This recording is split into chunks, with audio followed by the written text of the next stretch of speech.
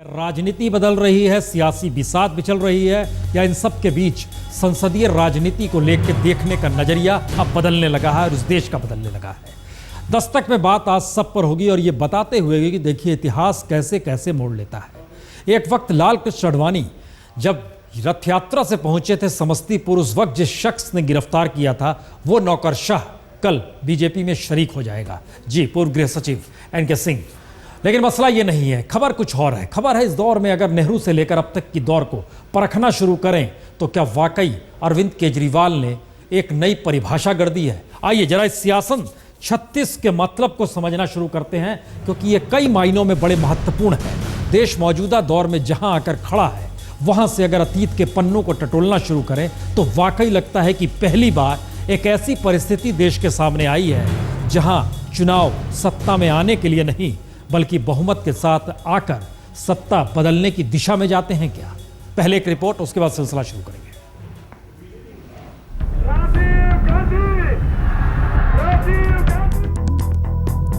सत्ता अगर बहुमत के आंकड़ों से चलती है तो सबसे ज्यादा सीट राजीव गांधी को 1984 में मिली,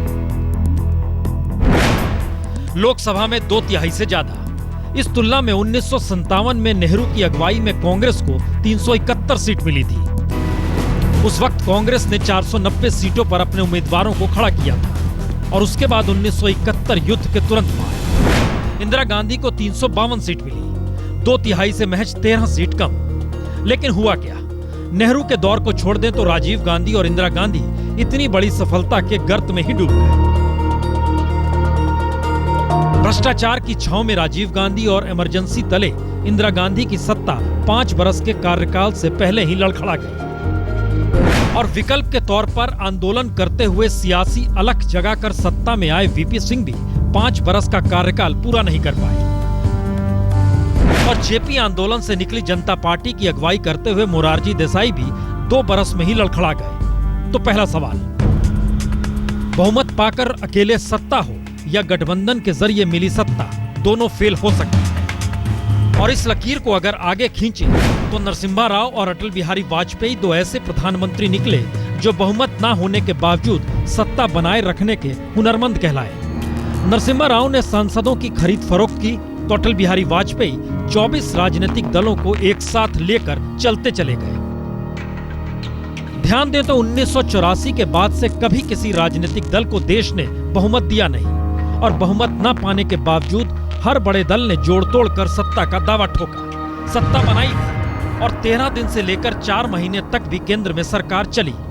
यानी बीते 25 बरस का सच यही है कि केंद्र में सरकार जोड़ तोड़ गठबंधन के आश्रय ही चली और इस दौर ने देश के 7 प्रधानमंत्रियों को भी देखा। VP Singh, Chandrashekhar, PV Narasimha Rao, Deve Gowda, IK. Gujral, Atal Bihari Vajpayee और मनमोहन सिंह। और इन सब का एक सच यह भी है कि इस गठबंधन के दौर में देश में ऐसा कोई राजनीतिक दल बचा ही नहीं जिसने सत्ता की मलाई न खाई हो, यानी सत्ता हर किसी को चाहिए। लेकिन यही सवाल 2013 में दिल्ली की सत्ता को लेकर एक नई परिभाषा गढ़ रहा है। सत्ता में ना आने के तर्क बहुमत के आंकड़े को लेकर बीजेपी भी गढ़ रही है और आम आदमी पार्टी भी। दिल्ली की सत्ता के लिए बीजेपी को 5 सीट चाहिए तो केजरीवाल को 8 सीट, और दोनों की माने बैठे तो चुनाव होंगे तो किसी को बहुमत मिल ही जाएगा और सरकार तभी बनाएंगे। तो पहली बार 2 सवाल सीधे निकले, बहुमत के बगैर सरकार बेमानी है और चुनावी राजनीति में खंडित जनादेश बेमानी है। यानी पहली बार चुनावी राजनीति में जीत का आंकड़ा ही न सिर्फ सबसे महत्वपूर्ण हो चला है बल्कि विचारधारा भी बहुमत के आंकड़े तले बेमानी हो चली है। यानी एकला चलो वाली थ्योरी फिर सत्ता के लिए महत्वपूर्ण होने वाली है और शायद यही आने वाले दौर की पहचान बनने वाली है। लेकिन इसके लिए थोड़ा इंतजार करना होगा। कहते हैं जब इस देश में आजादी मिली तो उसके बाद जितने राजे रजवाड़े थे बड़े दुखी थे कि उनकी स्थिति बिगड़ जाएगी और वो लोकतंत्र में उन्हें शरीक होना होगा, सब कुछ देना पड़ेगा। उस वक्त सरदार पटेल ने कहा भी था जो नहीं देगा उसे फिर फौज का सामना करना पड़ेगा। कुछ स्थिति फौज की 2-3 जगहों पर देश में बनी भी थी। लेकिन क्या किसी ने सोचा था कि लोकतंत्र आने के बाद कोई राजनीतिक दल जब नंगे पांव लड़ाई लड़ते हुए खड़ा होगा तो ऐसे में जो पारंपरिक राजनीति करते हुए कद्दावर नेता, रईस नेता, सारे लोग ऐसे ऐसे शब्दों का इस्तेमाल उन लोगों के लिए करेंगे जैसे वो लोकतंत्र में शरीक नहीं हुए बल्कि उनकी जमीन खींचना चाह रहे हैं। सोचा किसी ने नहीं था। लेकिन आइए, आम आदमी पार्टी आई है तो जुबान किस तलखी और किस तेवर के साथ और किस बदमिजाजी के साथ आ रही है, सुनिए जरा। वो क्या लड़ेगा? वो क्या लड़ेगा? क्या लड़ेगा? उन्होंने कहा हम चुनाव लड़ेंगे। अरे वहाँ जोकर बहुत हैं, एक जोकर और पहुंच जाएगा। भाई आगरा में क्या है आबादी? आम आदमी कहाँ है? कहीं नहीं। ये बहुत दिन के लिए बलबूले होते हैं पानी के।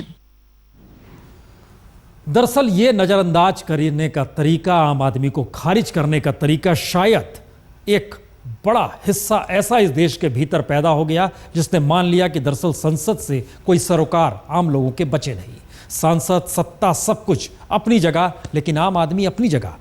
जरा रिपोर्ट देखिए और समझिए इस मिजाज को। आखिर क्यों आम आदमी पार्टी है और क्यों राजनीतिक सत्ता उससे लगातार ऐसा महसूस करता है जैसे उसे घिन आ रही है। ऐसी की स्थिति क्यों है?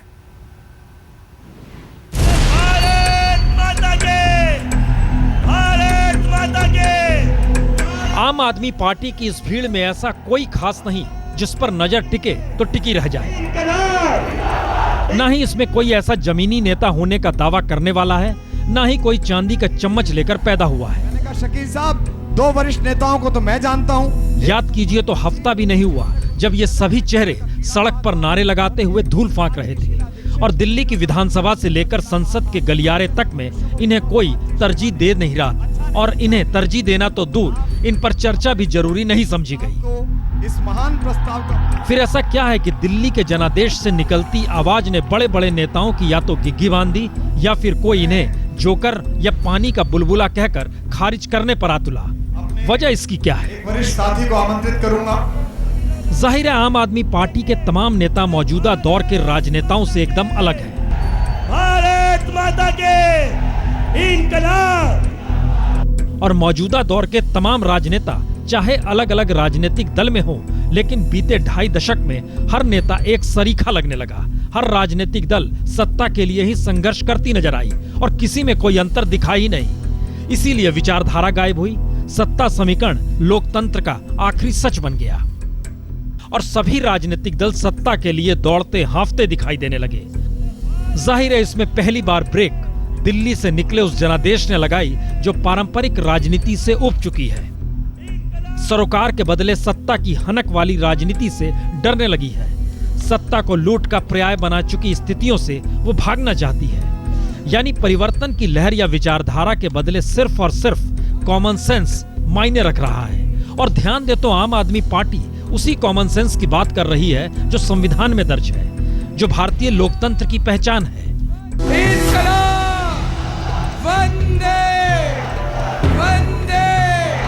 संयोग से बीते 2.5 दशक की सियासत ने इसी कॉमन सेंस की समझ को ही ताक पर रखकर ऐसी सियासत बिसात बिछाई कि वही आम आदमी हाशिए पर चला गया जिसके भरोसे दुनिया का सबसे बड़ा लोकतांत्रिक देश होने का तमगा भारत लगाए हुए है।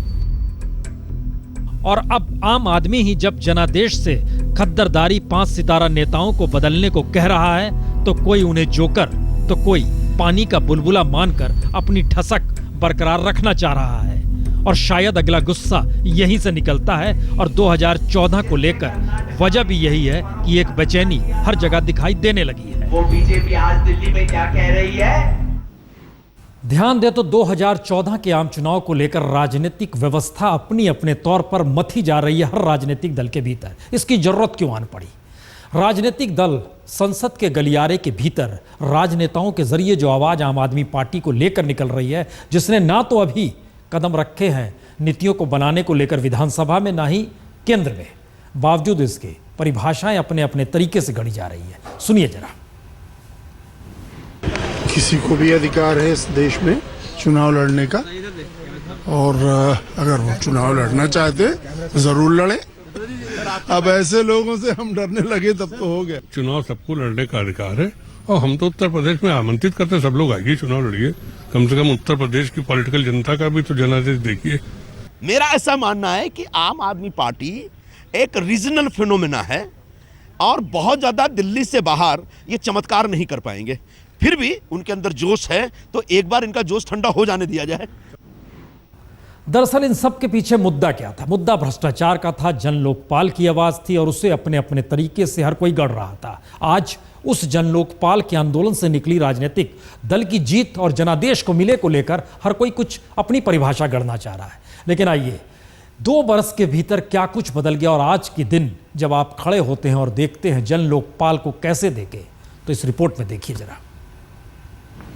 सभापति जी, ये 3 तस्वीरें जन लोकपाल से निकलती 3 धाराएं हैं। अन्ना हजारे जन लोकपाल को लेकर रालेगंज सिद्धि में सिमट चुके हैं। तो जन लोकपाल पर संघर्ष के आसरे आम आदमी पार्टी दिल्ली की सत्ता पर दखल देने की स्थिति में आ चुकी है और संसद में एक बार फिर लोकपाल को लेकर गहमा गहमी शुरू हो चुकी है।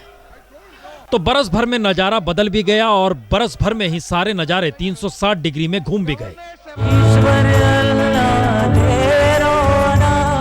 याद कीजिए, 2 बरस पहले रामलीला मैदान से जन लोकपाल को लेकर जो जन लहर उठी थी उसने संसद की सांस बांध दी थी और दिसंबर 2011 में ही लोकपाल को लेकर जो हुआ उसे राजनीतिक दलों ने ही नाटक करार दिया था।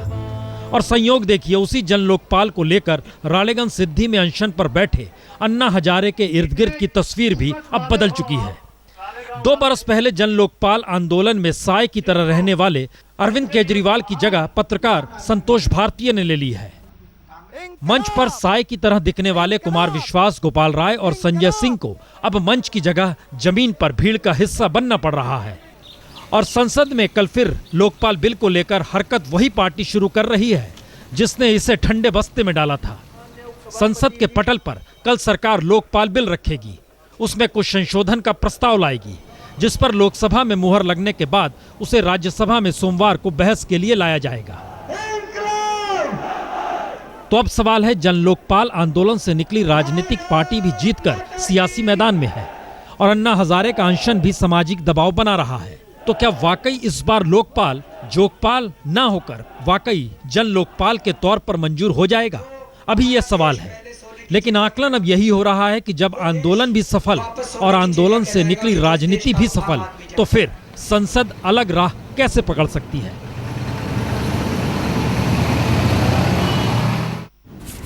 वाकई ध्यान दें तो बीते 25 बरस में गठबंधन की सियासत जरूर चलती रही, लेकिन कोई राजनीतिक दबाव, सामाजिक दबाव काम नहीं कर रहा था। सामाजिक दबाव होता था, संगठन काम करते थे, सब कुछ गायब था। कॉर्पोरेट आ चुका था और इन सब के बीच जो शक्तियां थी वो कहीं ना कहीं क्रोनी कैपिटलिज्म यानी नेता मंत्री से मिलकर मुनाफा कमाने की दिशा में इस देश की नीतियां जाने लगी थी। थामता कौन? परेशान हर कोई था। वजह भी यही थी कि आंदोलन और आंदोलन के बाद राजनीतिक दल, और शायद वजह भी यही है कि जन लोकपाल नहीं, लोकपाल को लेकर ही सही अब सहमति के सुर सुनाई दे रहे हैं। तो आप राज्यसभा में उसको पारित करवाइए, तुरंत लोकसभा में लाइए अगले दिन, और अगले दिन यहाँ भी पारित करवाइए। अगर दिन में सप्लीमेंट्री डिमांड्स फॉर ग्रांट्स पारित हो सकती हैं तो ये बिल भी पारित हो सकता है। We have a major priority in passing the Lokpal bill. We have just had a meeting of the Business Advisory Committee in Rajya Sabha where the Lokpal bill is pending, and I have said that this is the highest priority the government has. So we are going to list it in Rajya Sabha tomorrow. याद कीजिए तो ये सुर बीते 2 बरस के बाद सुनाई दे रहे हैं। वह भी दिसंबर का महीना था और यह भी दिसंबर का महीना है। वो 2011 का वक्त था, अब 2013 चला है।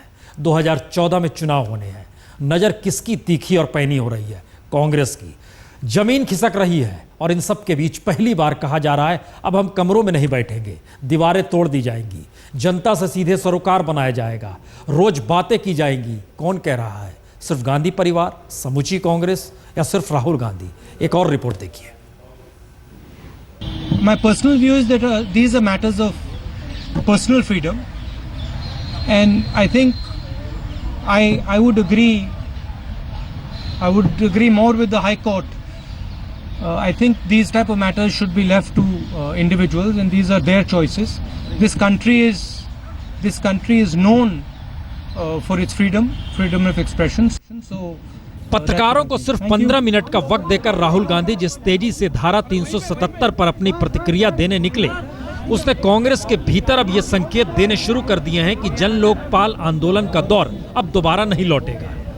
यानी जिस वक्त जंतर मंतर से लेकर इंडिया गेट तक पर नारे लग रहे थे कि देश का युवा यहाँ है, राहुल गांधी कहाँ है, अब राहुल गांधी बदल चुके हैं और हर मुद्दे पर तुरंत प्रतिक्रिया देने हर शाम सामने आ सकते हैं। लेकिन क्या कांग्रेस भी बदलने लगी है? ध्यान दे तो 2014 को लेकर उसने चुनावी घोषणा पत्र को भी अब खुला घोषणा पत्र बनाने की तैयारी शुरू कर दी है। पहली बार वार रूम में बैठकर मैनिफेस्टो नहीं बनाया जाएगा। हर शहर में लोगों की राय ली जाएगी।